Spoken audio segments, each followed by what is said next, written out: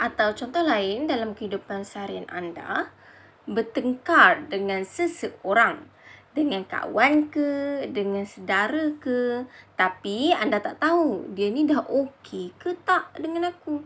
Anda pula maintain saja dalam keadaan uncertainty macam tu. Sedangkan orang yang relax, kau macam mana? Kau marah aku lagi ke?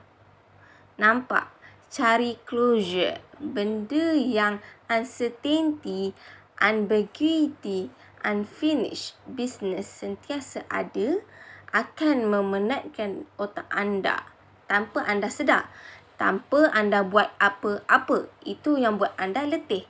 Bukan sebab terlalu banyak buat kerja.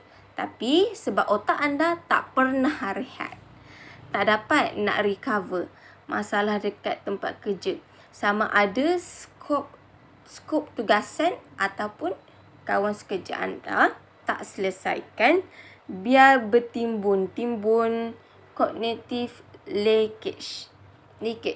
Lepas tu balik rumah, aduh penatnya hidup aku. Tapi apa aku buat Tipsnya, buat keputusan cepat.